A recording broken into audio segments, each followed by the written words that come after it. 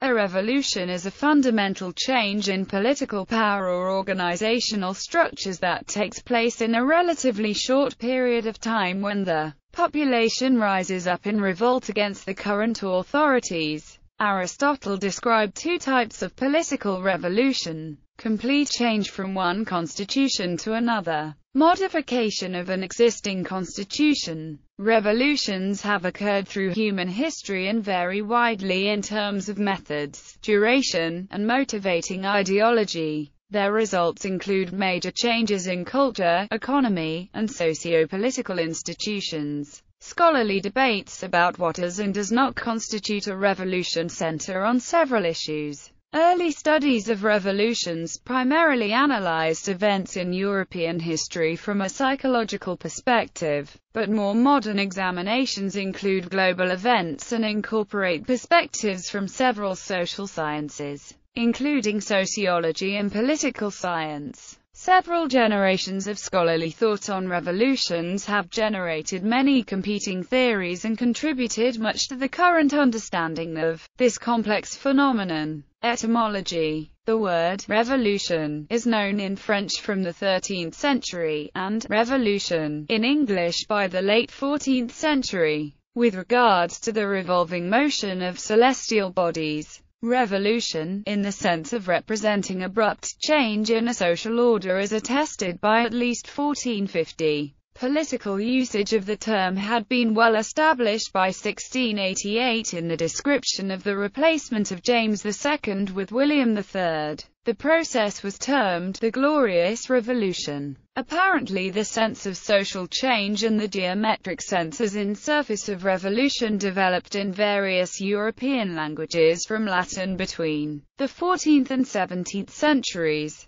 the former developing as a metaphor from the latter. Revolt, as an event designation, appears after the process term and is given a related but distinct and later derivation. Types. There are many different typologies of revolutions in social science and literature. For example, classical scholar Alexis de Tocqueville differentiated between political revolutions, subtle and violent revolutions that seek not only to establish a new political system but to transform an entire society, and slow but sweeping transformations of the entire society that take several generations to bring about. One of several different Marxist typologies divides revolutions into pre-capitalist, early bourgeois, bourgeois democratic, early proletarian, and socialist revolutions. Charles Tilly, a modern scholar of revolutions, differentiated between a coup, a top-down seizure of power, a civil war, a revolt, and a great revolution. Other types of revolution, created for other typologies, include the social revolutions, proletarian or communist revolutions, failed or abortive revolutions, or violent versus non-violent revolutions.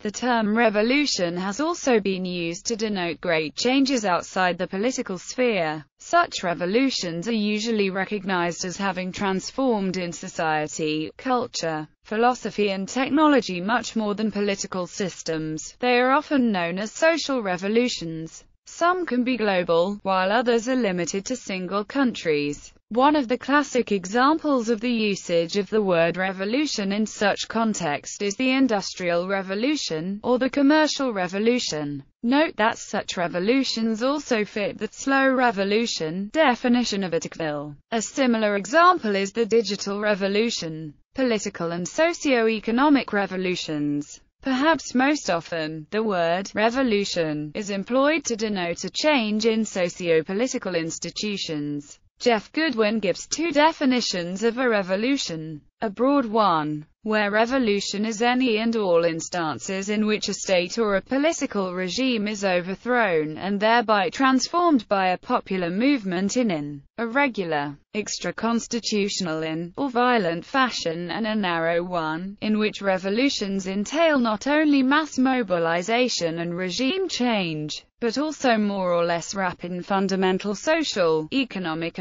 or cultural change, during or soon after the struggle for for state power. Jack Goldstone defines them as an effort to transform the political institutions and the justifications for political authority in society, accompanied by formal or informal mass mobilization and non-institutionalized actions that undermine authorities. Political and socio-economic revolutions have been studied in many social sciences, particularly sociology, political sciences and history. Among the leading scholars in that area have been Aura Crane Brinton, Charles Brockett, Farideh Farhi, John Foran, John Mason Hart, Samuel Huntington, Jack Goldstone, Jeff Goodwin, Ted Roberts Gurr, Fred Halliday, Chalmers Johnson, Tim McDaniel, Barrington Moore, Jeffrey Page, Vilfredo Pareto, Terence Ranger, Eugen Rosenstock Wessey, Theda Skocpol, James Scott,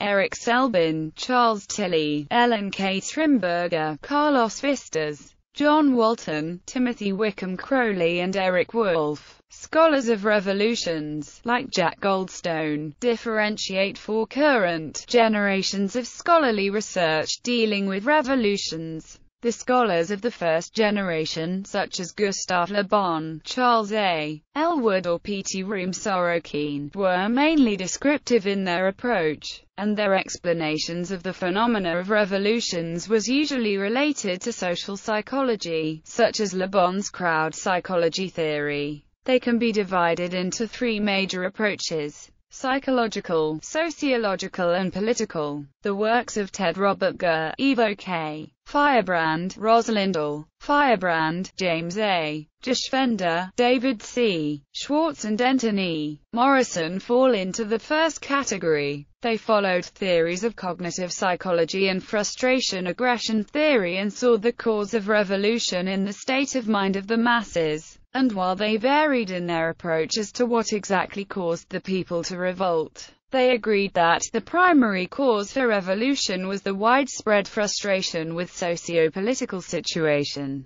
The second group, composed of academics such as Chalmers Johnson, Neil Smelser, Bob Jessup, Mark Hart, Edward A. Tiriakian, Mark Hagopian, followed in the footsteps of Talcott Parsons and the structural functionalist theory in sociology. They saw society as a system in equilibrium between various resources, demands and subsystems. As in the psychological school, they differed in the definitions of what causes disequilibrium, but agreed that it is a state of a severe disequilibrium that is responsible for revolutions. Finally, the third group, which included writers such as Charles Tilley, Samuel P. Huntington, Peter Ammon and Arthur L. Stinchcombe, followed the path of political sciences and looked at pluralist theory and interest group conflict theory. Those theories see events as outcomes of a power struggle between competing interest groups. In such a model, revolutions happen when two or more groups cannot come to terms within a normal decision-making process traditional for a given political system, and simultaneously have enough resources to employ force in pursuing their goals. The second-generation theorists saw the development of the revolutions as a two-step process. First, some change results in the present situation being different from the past. Second, the new situation creates an opportunity for a revolution to occur. In that situation, an event that in the past would not be sufficient to cause a revolution, now is sufficient. However, if authorities are aware of the danger, they can still prevent a revolution through reform or repression. Many such early studies of revolutions tended to concentrate on four classic cases, famous and uncontroversial examples that fit virtually all definitions of revolutions, such as the Glorious Revolution, the French Revolution, the Russian Revolution of 1917 and the Chinese Revolution. In his The Anatomy of Revolution, however, the Harvard historian Crane Brinton focused on the English Civil War, the American Revolution, the French Revolution, and the Russian Revolution. In time, scholars began to analyze hundreds of other events as revolutions, and differences in definitions and approaches gave rise to new definitions and explanations. The theories of the second generation have been criticized for their limited geographical scope, difficulty in empirical verification, as well as that while they may explain some particular revolutions, they did not explain why revolutions did not occur in other societies in very similar situations. The criticism of the second generation led to the rise of a third generation of theories, with writers such as Theda Skocpol, Barrington Moore, Geoffrey Page and others expanding on the old Marxist class conflict approach, turning their attention to rural agrarian state conflicts with autonomous elites, and the impact of interstate economic and military competition on domestic political change. Particularly Skocpol's States and Social Revolutions became one of the most widely recognized works of the third generation. Skocpol defined revolution as rapid, basic transformations of society's state and class structures, accompanied and in part carried through by class-based revolts from below, attributing revolutions to a conjunction of multiple conflicts involving state, elites and the lower classes. From the late 1980s, a new body of scholarly work began questioning the dominance of the third generation's theories. The old theories were also dealt a significant blow by new revolutionary events that could not be easily explained by them. The Iranian and Nicaraguan revolutions of 1979, the 1986 People Power Revolution in the Philippines and the 1989 Autumn of Nations in Europe saw multi-class coalitions topple seemingly powerful regimes amidst popular demonstrations and mass strikes in non-violent revolutions. Defining revolutions as mostly European violent state versus people and class struggles conflicts was no longer sufficient. The study of revolutions thus evolved in three directions. Firstly, some researchers were applying previous or updated structuralist theories of revolutions to events beyond the previously analyzed, mostly European conflicts. Secondly, scholars called for greater attention to conscious agency in the form of ideology and culture in shaping revolutionary mobilization and objectives. Third, analysts of both revolutions and social movements realized that those phenomena have much in common, and a new, fourth-generation, literature on contentious politics has developed that attempts to combine insights from the study of social movements and revolutions in hopes of understanding both phenomena. Revolutions have also been approached from anthropological perspectives.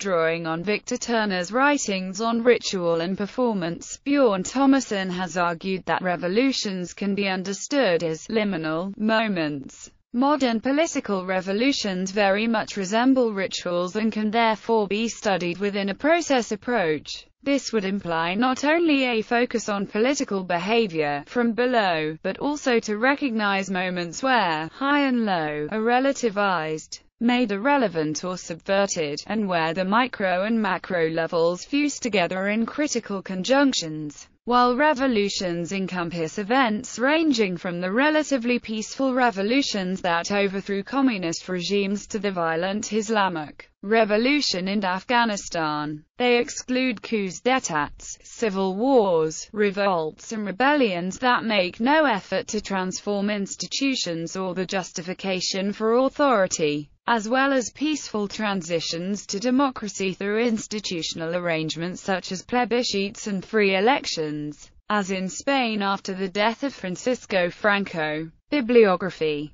The International Encyclopedia of Revolution and Protest, 1500 to the Present, ed. by Emmanuel Ness, Malden, M.A., etc. Wiley & Sons, 2009, ISBN 1-4051-8464-7. Perau Sauzina, Emile, Les libéraux face aux révolutions. 1688, 1789, 1917, 1933. Commentaire, Spring 2005, pp. 181 to 193.